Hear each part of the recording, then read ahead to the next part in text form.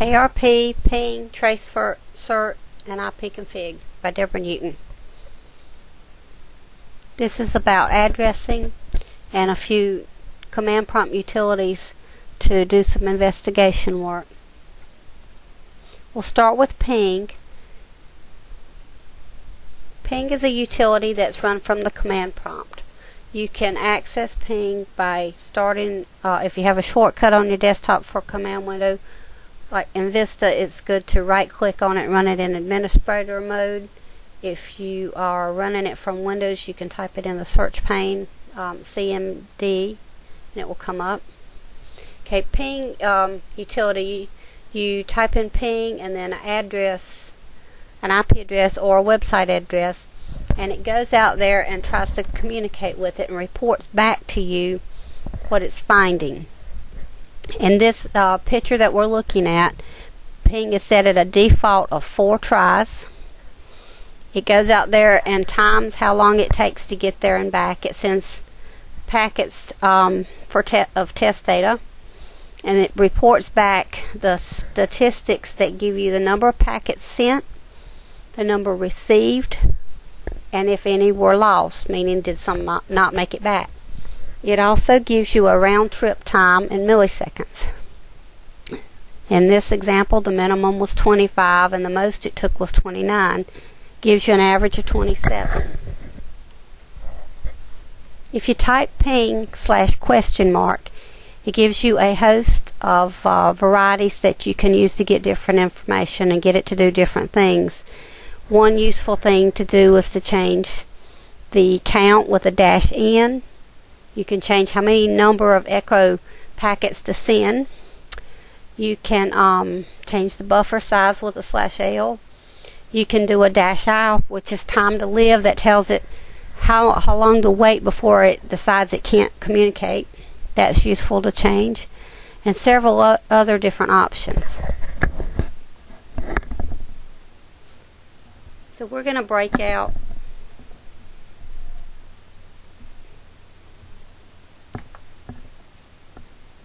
and do an ipconfig from our command window. A ping. We're going to have a look at ping from our command window. If I just type in ping and then a website address,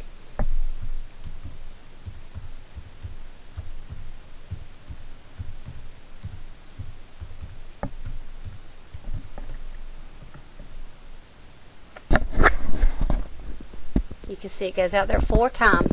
It resolved my address, which was www.sagebrushstables.com, and changed it to a IP address. It tried 4 times and tells us that they worked and the packets it sent 4, it received 4, there were none lost, and then the averages. Okay, if we do the same thing and we move over to ping and do, for example, a -l, let's do -i for time to live, and let's tell it 3. That's going to be like 3 milliseconds.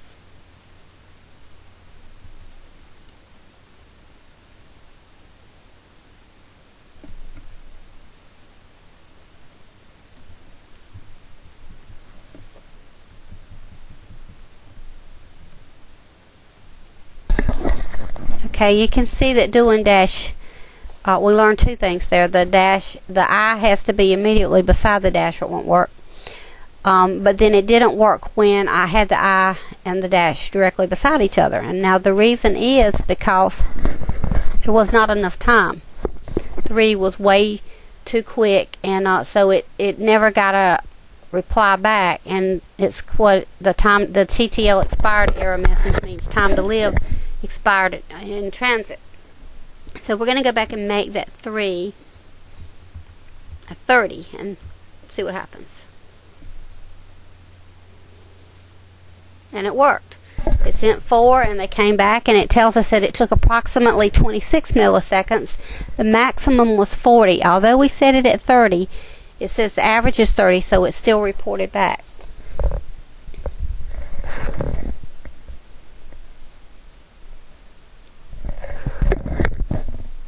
Now we can also change how many tests that it sends, like with a -n for count. So if we do this one more time and go back and change the I to an N, and tell it to do it 10 times. So we have a default of 4. It's already at 5 and still going. Okay, it did 10 times. It reported it sent 10 packets, 10 received back, none lost, and your averages of speed in milliseconds.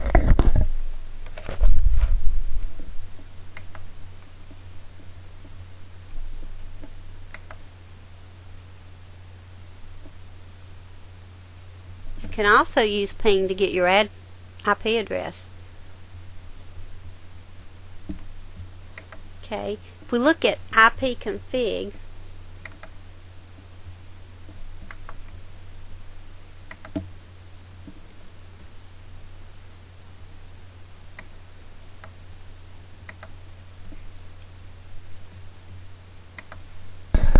ipconfig/all, it gives you the physical address of your website, and the IP address has 4 parts to it. They're called octets. We can run ipconfig from the window screen, but it runs and then goes away, or you can run it from the command window shortcut if you right click and run as administrator, and I'm using Vista, that's what I would do, or the Windows search bar by typing in command. This way it will stay on the screen. Okay, ipconfig, if you do -all, you get lots of information, way more than we see right here. It gives you the host name, which is Family PC. That's the one I'm working from. It tells you that I'm working from a wireless LAN adapter, and I am. That my connection is through triadroadrunner.com. It gives you the physical address of that would be my physical address. I'm thinking is going to be probably my router. Then it gives you the IPv4 address. It gives you the default gateway. Now that's my router. So this physical address may be my modem. Looking at it, I don't believe it's my computer. Okay, ipconfig/?mark gives you all the different options.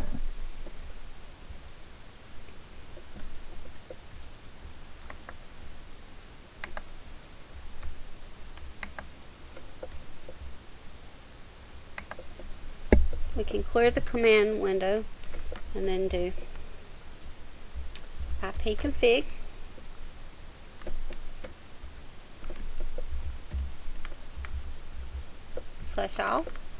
We get a host of information here. The most useful to me being the name of the computer I'm working from, the DNS server I'm working through, my physical address right here, my IPv6 address, my default gateway, it's 192.68.01. That would be my router. Now if I do ipconfig/release,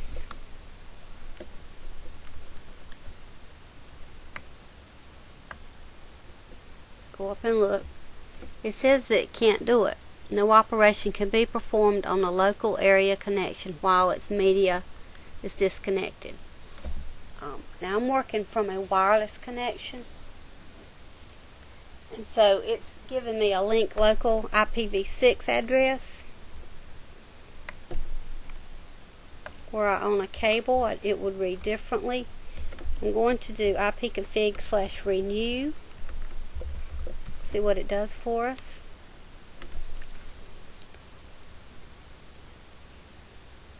Okay, again, it can't do an operation on my system because I'm on a wireless network.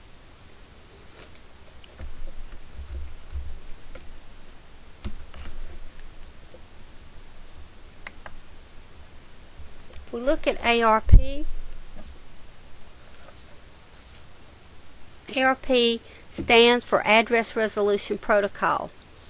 It helps you to determine a network's hardware address based on the internet address protocol, IP Internet Protocol address. ARP is used to translate the IPv4 addresses to the Ethernet MAC address. The MAC address is the hardware address. In my case, I'm using IPv6.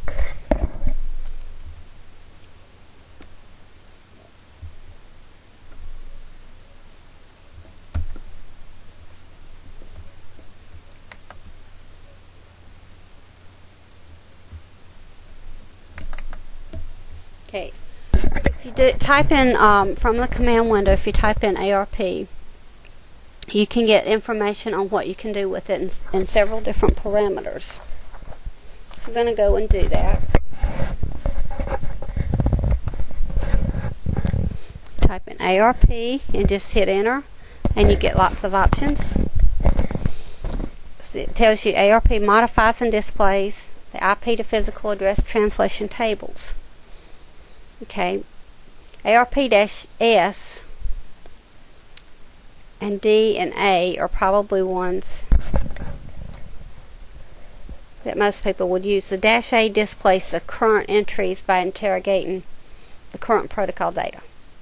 So we'll try that. ARP-A. Okay. It gives us the internet address, physical address, and type. It's telling me that my address is dynamic. If we do ARP-S,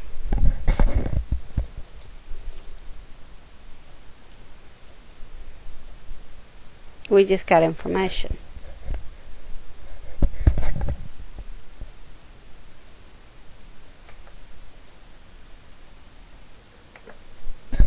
Basically, ARP resolves the IP addresses to the MAC addresses.